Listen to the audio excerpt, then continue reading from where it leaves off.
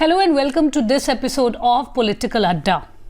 The recent visit by Union Home Minister Amit Shah to Jammu and Kashmir has become a topic of discussion as far as the issue of reservation is concerned.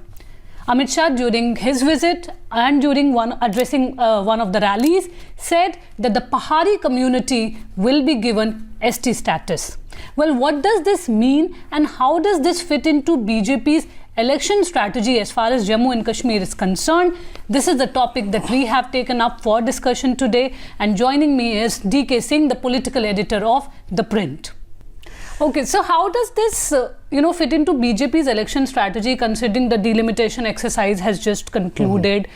What exactly is the BJP hoping for by such announcements? See, knowing BJP, and you cover that party, even if everybody is usually dismissive of BJP forming the government in J&K, nobody imagined that they would go with the PDP and help it to form the government, but it happened. Right. So even today, BJP is actually hoping to form the government in Jammu and Kashmir.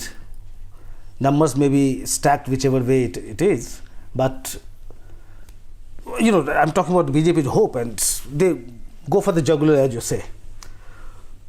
As it is, the next Jammu and Kashmir Assembly is going to have 90 MLAs, or 90 seats. Of course, we are not counting the 24 seats which are reserved for the POK. But of this 90, so if BJP has to form the government, or any party has to form the government, it has to have 46 seats. Now, BJP on its own may not hope to get those 46 seats. Because if you look at the last election, 2014 election, when the entire country was having this Narendra Modi wave, even then the BJP could secure just 25 seats, and all in Jammu region. BJP has not been able to win any assembly seat in Kashmir region. So now in the next assembly, after the delimitation exercise is over and everything is finalized, you will have 43 seats from Jammu and 47 from Kashmir. Earlier it was 37 from Jammu and 46 from Kashmir. So if you have 43 plus from Jammu and 47 from Kashmir, and as I said, the BJP may not be hoping much from Kashmir, although yesterday you saw Amit Shah's rally in Baramulla. It actually attracted a sizable crowd, I would say. On Wednesday, the rally. Wednesday, there were estimated 10,000 people. Came quite a surprise, but then still, crowds can be mobilized. There can be a lot of curiosity. But to say that BJP will be winning seats in Kashmir Valley will be a big leap of faith, as it is.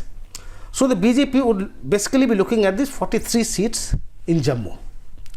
Now, in Jammu, there are about a dozen seats, or at least 10 seats, which are Muslim dominated. Whatever BJP leaders may be claiming, but everybody knows that by and large, Muslims don't vote for the BJP. But then the BJP would be virtually contesting on 33, 34 seats. But that's not how BJP looks at it. So right. BJP is looking at the total 43 seats in the Jammu region. So when you talk about Muslim-dominated areas, say you have Poonch, you have Rajouri, you have Doda. These are the areas where you have Muslims in substantial numbers, and this is where BJP loses out. In fact, when you look at Poonch and Rajouri districts, out of 7 seats, BJP got just 2 seats last time. So somehow BJP is trying to push the envelope there and try to expand its footprint. And this is where this Pahari reservation comes. By the way, Paharis had been given reservation in 2020 itself. They were given 4%. But now the BJP is promising to give them ST status. Now STs get 10% reservation in Jammu and Kashmir. Right now it's confined to Gujars and Bakarwals. Amit Shah has promised that Paharis will also be included in that.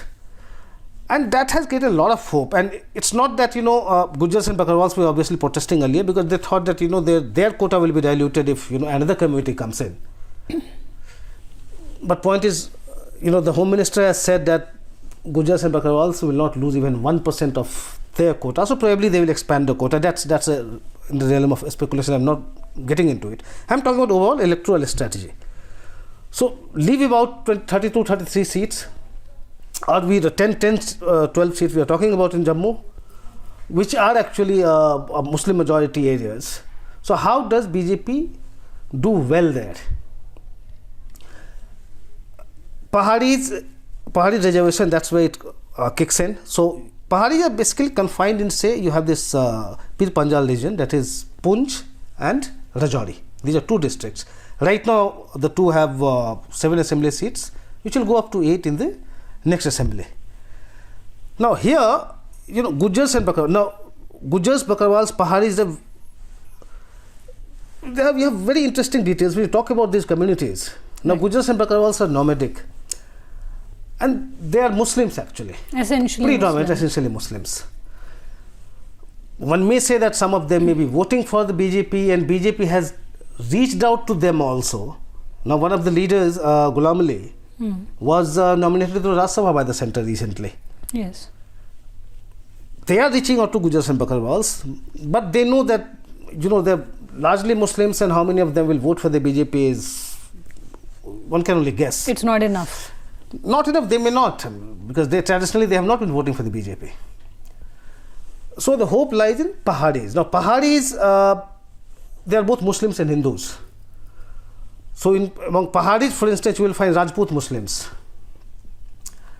So when we talk about Paharis, so probably the Muslims among them numerically are numerically lesser than the Hindus. We don't have the exact numbers. But among Paharis, you can say the estimated number is like that, 55% of Paharis are Hindus and 45% are Muslims. Even if you're discounting the Muslim vote bank, although the BJP is hoping that now that you are bringing them all into the ST category, you will get votes across because it's a linguistic drive. But at least that category will be with you. And this is where you create a new vote bank for yourself. And Paharis have a more dominant say in Poonch and Rajouri because, while numerically Gujars and Bakarwals, they are estimated to be about 15 lakhs, but they are spread over the state, across the state, in the valley, in different parts of Jammu.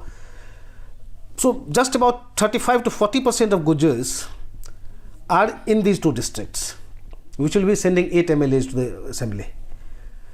But over 60% of Paharis are just about 1 million. But over 60%, or about 70% in fact, are all based in these two districts. So when you look at it electorally, Paharis become very important and they can swing results. So that is the politics behind it, behind this move. Well, then BJP is aiming to earn the goodwill of non-Kashmiri population in J&K, we can say. And, Amit Shah had met a representative from the Pahari community last year in November when this all started. Well, we will be taking a few questions from our viewers also. So Aditya wants to know what would be beneficial for the BJP, keeping in mind the Lok Sabha election in 2024, the ongoing president rule of forming their own government as far as Jammu and Kashmir is concerned. So, my understanding is we will have elections early next year. But coming to this question, I think BJP would love to form the government there with the help of smaller parties. We just spoke about how the BJP and its allies need to get to the figure of 46 in the next assembly. Now, BJP may not get, or you talk to politicians there, they think that BJP will not cross 30. Even 35 they say is a dream thing. So even if they are 30, we are running short of at least 16 seats. Of course, you don't expect PDP to go with them, you don't expect NC to go with them, but you have parties like Alta Bukhari's Apni party, then you have Ghulam Nabi Azad's new formation. If these parties together somehow manage to get those numbers, BJP would love to form the government. Because then the message is, look, after the abrogation or nullification of Article 370, finally things are totally normal, political process is totally on. First they had DDC election, now this, and yesterday only on Wednesday, in fact, Amit Shah was talking about how we have got so many sarpanches. Earlier you had just 87 MLAs. Right. And then you had Abdullahs and Sons and Muftis and company, as Amit Shah said. And now you have thousands of sarpanches all over. so that democratic institutions are all functioning. Once you have a full-fledged functioning assembly after the election, the message across will be what a big success. When it comes to president's rule, if the president's rule is on, and there is proper semblance of peace in Jammu and Kashmir, you have a strange incidents here and there, but generally you have tourists all over. Now Amit Shah is giving a big figure, like comparing it with past years. And you were there, I think our colleagues have been going there, you don't get hotels. So almost normalcy has been restored, although regional parties have been talking about that, it's not normalcy, and Mahbooba Mufti is saying I'm under house arrest, blah blah, but generally you see people going there, life looks normal. But president's rule, if it continues, it will be like there will be something like, you have not been able to restore the entire democratic the perception setup, would be there. Yes. You form the government, message is very different. Well, you mentioned that Amit Shah did talk about the fact that, the reservation quota of Gujjar and Bakarwal will not be touched. But, at the same time, they have been protesting. The Gujjar Bakarwal community has been protesting over the past few months. They feel that the Pahari community is already socially and economically, quite well off. And at the same time, their concerns are that it will eat away into their quota. So do you think technically it will be possible, or is it something? It has changed a bit after Tuesday's rally in Rajouri, where Amit Shah made the announcement. As I'm told, when Amit Shah said that not 1% of your quota will be diluted. So that has changed the sentiment. They were all clapping because you had Gujjar Bakarwals, you had Pahari, everybody was gathered there in Amit Shah's rally. After he made that announcement, I have not heard of any protest anywhere. So they have been and reassured. Amit Shah said that after the administrative formalities are over, you will get the reservation. Right. So I think administrative formalities, they're not going to be completed just right away. It will take some time. And Gujars and Bakarwals will also be hoping that, and so will Paharis in fact, that the quota may be expanded. Right now it's 10%, it may be made 13%, 14%. So they don't lose and Paharis also gain. Another question by a viewer is, how crucial would be the role of Ghulam Nabi Azad in the J&K elections, and will it help the Bharatiya Janata Party by dividing Muslim votes like we have seen in other states? I think it will be pretty important. We have just talked about Pir Panjal region, Poonch and Rajouri districts. In fact, Azad comes from Doda. And if you look at his areas of influence, in the next assembly you will have 8 assembly seats from the Pre-Panjal region, and 6 in fact, 3 from Kishtawar, 3 from Doda. So at least these 14 seats is the area where Azad is said to be a popular face, and where he can actually swing elections. So Doda, Kishtawar, Rajouri, Poonch. Right. This is his area, mainly Doda, Kishtawar. Apart from that, he has been the chief minister, and he has been a known face in the valley. And given that Congress is crumbling, you have Congress leaders joining Azad's party in hordes. So what Congress has left there, and Congress doesn't have any leadership left either in the valley or in Jammu now. So when your entire leadership is shifting towards Azad's party, then obviously Azad gets more credence. I mean, he will be actually representing the real Congress on the ground, unless in the next few months some miracle happens and Congress starts reviving itself there. So you have the Congress vote bank there, then Azad's own popularity in that region. So, and of course, we are talking about splitting the Muslim votes. That's important because if you look at the results, we have discussed about this say I'm talking about Rajouri and Poonch districts, 7 assembly seats. In the last election, BJP could win only 2 seats. PDP got 3 then. Then right. I think NC and Congress got 1 each. I'm not sure. Even in the DDC election, in these 2 districts, there were 28 seats. Out of 28, I think National Conference and Congress won 7 seats each. And then I think BJP got just 3 and PDP won, and like that. So BJP is hardly there. Even though in that region BJP won 2 assembly seats in 2014, In DDC elections, you see it's hardly there. It's basically the Congress and NC and PDP. So if Azad's party is able to split that Muslim vote bank, Muslims who don't vote for the BJP and other communities either rally around the BJP or Azad's party, and NC or PDP, they are denied seats, and that will be a big success, and that will be a crucial thing actually. Suppose Azad after the 14 seats we have talked about in Rajouri, Poonch, Doda and Kishtwar, if Azad gets out of 14, if his party is able to get about 8, 10, you never know. Or BJP gets that much. Either way, because I am sure there will be some kind of implicit understanding between the two parties. If that happens, they manage to sweep Jammu, they'll have a real chance of forming the government, because you don't really see NC or PDP doing much beyond this Muslim dominated region in Jammu. So you may have a fractured assembly, but then the BJP will have an upper hand. Well, that was another question, that if, do you think PDP and BJP can come to alliance again if assembly gets, it's hung somewhere? I don't think. See, the way Prime Minister Narendra Modi, the way Home Minister Amit Shah, they have been talking about this, what they call Abdullah and Sons, Mufti and company, Gandhis, and how these three families actually have done nothing for Jammu and Kashmir. They destroyed the state. They have been going hammer and tongs about all these parties. Right. You don't expect the BJP to actually go back to them. Even though in politics you never rule out anything. But even for PDP, it has gone to the far corner now. There is no way that PDP can even think. Nor will NC. Because essentially these two parties, although other parties have given up this demand of restoration of the 370, but these parties are still having the demand. They're not going to. Anyway, so what I'm saying is, it's as it is, I don't really see these parties seeking any alliance. More so, I don't really see the BJP even seeking that. BJP would be banking on parties like, say, Apni party, as I said, or Ghulam Nabi Azad party. I will more heavily on Azad's party, I would say. Another question from our viewer is, for a party like the BJP, he says, where Hindu vote consolidation is a straightforward way to electoral success, this move is a free hit.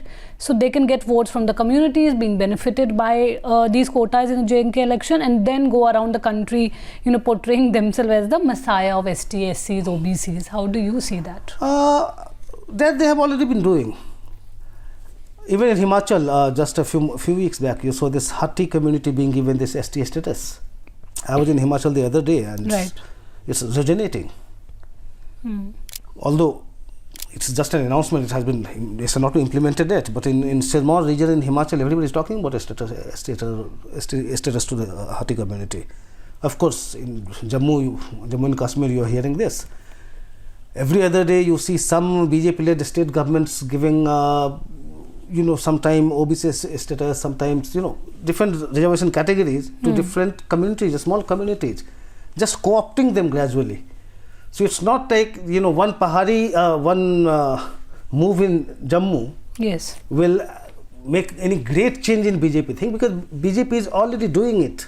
Sometimes at the central level, sometimes at a state level.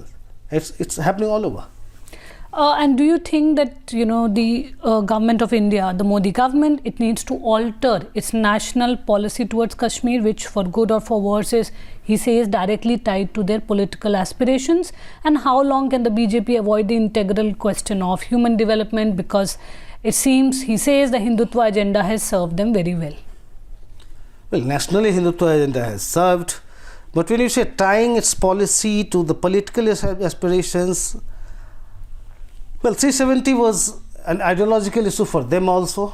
You may say, now BJP's adversaries basically say that, you are using Kashmir to seek votes in other parts of the country. You are making 370 an issue. And frankly, the BJP should not be talking about 370 all over. But then, why not? They would say. If they have done it, they would like to talk about it. But generally in Kashmir, argument is the more you talk about it, that healing process gets delayed, because you don't really want to rub salt on the wounds. So you should not be talking about it. But at the end of the day, BJP is a political party.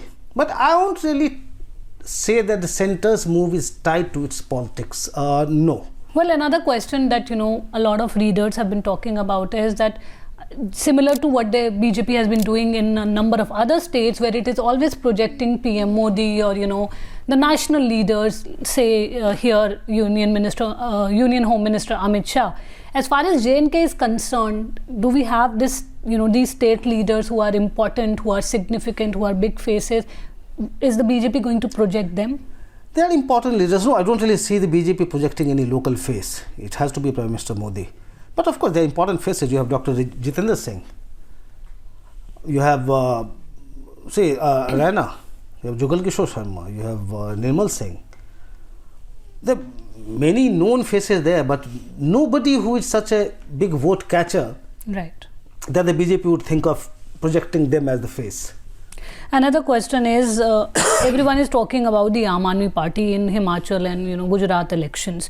Do you think even in Jammu and Kashmir, given the fact that they are always talking about their populist schemes, they can also go in that state and have a sort of create a space for themselves? In fact, strangely, Aam Aadmi Party is not talking much about it because it's not time. Once probably closer to elections, they will start talking more about it.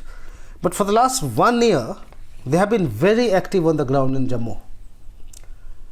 And only when you go to Jammu that you realize that they are so active. And right now what I am given to understand, that they are especially working on the SCs. Now scheduled caste in Jammu and Kashmir, overall population would be around 7-8%. But in Jammu region, it's about 20%. I am told Aam Aadmi Party is working very hard among that community to basically woo them. So you may not see Congress very active there. The Aam Aadmi Party is active on the ground even today. In coming weeks and months, we don't know how much traction they get, but yes, they are very much there. Well, one last question. Do you think hosting G20 in Kashmir will put a lot of confidence in the people of the area that, things will normalize now and Kashmir will join the mainstream India?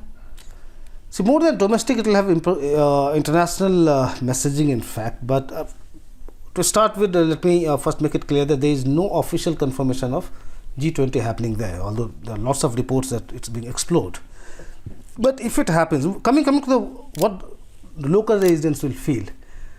Now the fact is, we have spoken about how things are looking very normal on the ground. Right. People, if you talk to Kashmiri youngsters, so when I was there a few months back, there was still some sort of resentment.